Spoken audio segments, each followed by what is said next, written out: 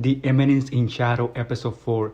And I gotta say, this is another great episode. I mean, until now, the anime has been pretty good, I have to say, because the first 3 episodes were really intriguing, were really those type of episodes that make you wanna watch more of it. And this episode isn't the exception either, because at the end of the episode, how the episode ends makes you even more attached to the anime. It makes you want to watch the 5th episode desperately. And this is my case. I don't know if that is your case too, but man, it has been really great, I have to say. And this episode basically continues with the events that happened in the last episode, of course. And all this episode is about finding a little bit more about Sid's character. We really haven't seen too much of his character development, or his character traits, I should say, until now, because in this 4th episode we get a little bit more, well, of his character, of his persona. We know things like his motivation and how he handles himself in different situations, but his character, his persona, his personality, we didn't knew too much of it, and this episode gave us new things from that. For example, we know that he's a person that is desperately trying to be that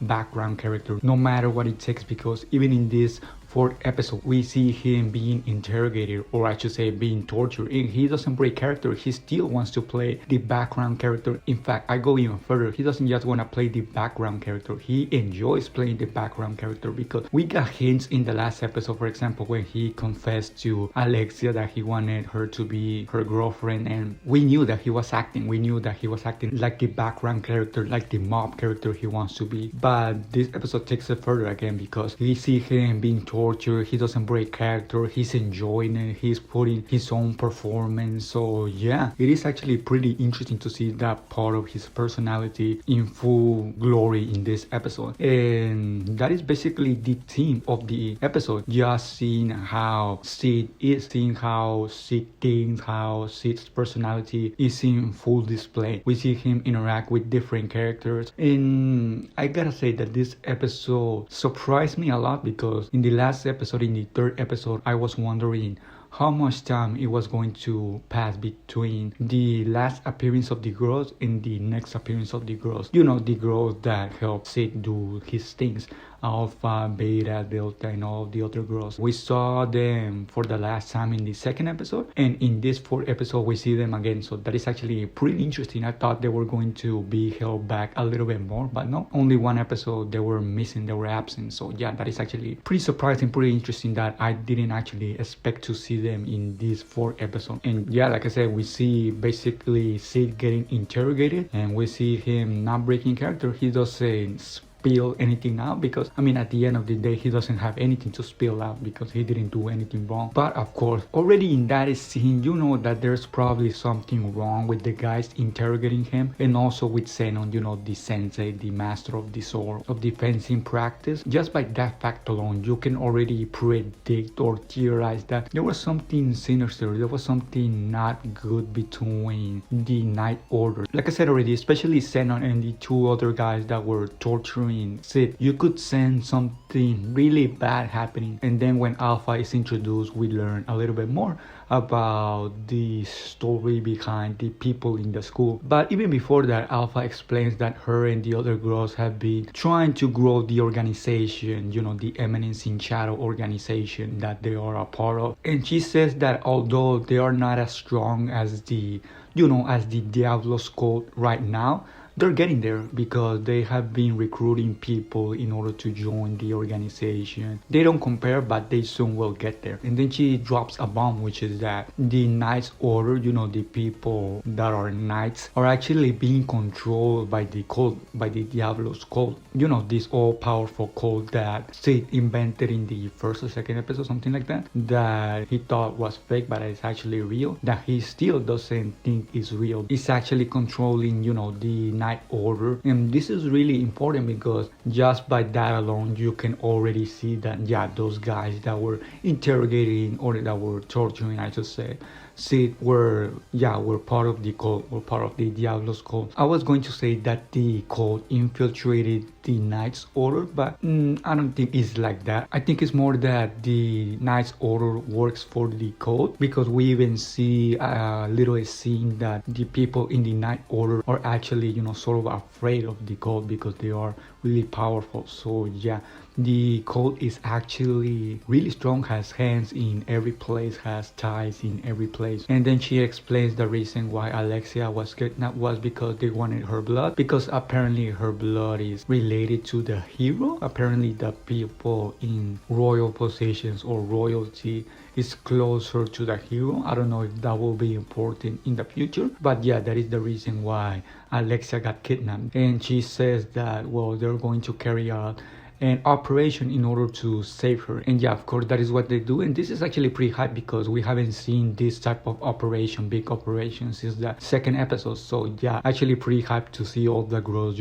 carry missions, and Sid himself also be the person that is in the shadows again. And yeah, pretty interesting to see the girls all grown up and interact with Sid. And Sid actually still thinks that the only reason they come by to take care of him is because they have pity on him. He still thinks that they are just basically pitying him, and he doesn't realize that they actually care for him, that they actually admire him. So yeah, it is actually pretty funny to see that scene. I don't know how long it will take for Sid to realize that this cult organization actually exists, that the girls actually do care for him and actually are doing things behind his back. Maybe it will be something that he gets to realize gradually, not that he suddenly realizes one moment after another. Like I said already, maybe it's going to be something more gradually, or maybe not. Maybe yeah, he will actually get the note that this organization, the Diablos cult, actually exists. So yeah. And also she mentions, well, I think it's Beta that mentions that now they have over 100 people in the organization. And even Sid is surprised by this because he thinks that the organization is just something that they are playing to be heroes. He is surprised that the girls actually hire a lot of people in order just to play this act, not knowing that those people that are part of the organization are because they are actually part of the organization. They're not simply hire people in order to play an act to satisfy Sid. No, it is actually because Alpha, Beta, and all the other girls have been recruiting other members to join the organization. So yeah, another funny scene. And yeah, the episode ends with this monster unleashing, and apparently this monster actually saved Alexia, because although he did went berserk, he didn't actually hurt Alexia. So maybe Alexia will tell, Sid to not kill him, or maybe they will just kill him because he did went berserk. So yeah, let's see what happens with that. But yeah, like I was saying, it ends with Sid showing up. Well, even before that, we have Xenon. Finally, the reveal that he's not a good person. Again, it was hinted in the last episode by Alexia that he seemed too good to be true. He seemed this perfect guy with no flaws. But she even said herself that he's either not right in the mind or he's a big liar. And of course, it is that he is a big liar. I guess everybody sort of knew or had suspicion that he was not this simple character that is all good and just a good looking guy, but more of a sinister character. And yeah, this episode confirms it because he actually owns the installations where Alexia was being taking her blood in. So yeah, he's more sinister than he appears to be. And they have a mini battle, Princess Alexia and Xenon, and of course Alexia is not a match for Xenon, because for starters, he is actually a master, he's actually a sensei, he's actually the one teaching the fencer ordinaire or Princess Alexia how to fence, how to battle, how to wield the sword. So you have that, but also you have to take into account that the things that Xenon was telling her, that she's nobody, that she's simple, that she doesn't compare to her sister, well, they had an effect on her because that also made her not really stable, and all those things being considered made her lose the battle. But yeah, she loses the battle. She's there basically about to cry, all devastated, and then we have the epic appearance of Sid, of Shadow. I think Alexia and Xenon will actually recognize him as Sid because he doesn't have any appearance in his face to hide the fact that he is Sid. So yeah, it will be actually pretty interesting to see how Alexia reacts to the power of Sid, because in the last episode she said that she didn't really like Sid Sid's way of fighting, way of handling the sword, and she didn't like herself the way she handled her sword because they battle in the same way. So yeah, it is going to be pretty interesting to see her reaction to Sid being this cool person, this powerful person, just taking matters into his own hand and basically throwing hands with Xenon, which I think Xenon will not stand a chance. I mean, we saw him getting tortured and he didn't even flinch. He was actually enjoying it. So yeah, no matter what this Xenon guy does, I don't think he will pose a threat to Sid. So yeah, let's see how Alexia reacts to this. Man, I can't wait for the next episode. This episode was very epic in hooking us up for the next episode. So a lot of things will happen in the next episode. We saw so many characters. We saw Iris, which by the way, I don't think she's part of the Knights Order, that is part also of the organization of the Diablos Code. I don't think she's involved with that. She doesn't appear to be that type of person compared to Xenon and the other guys. And we also saw Claire, Sid's sister, fighting all sort of people trying to save him. We saw again Alexia, we saw Xenon, we saw Beta, we saw Delta and the other girls. Oh yeah, one quick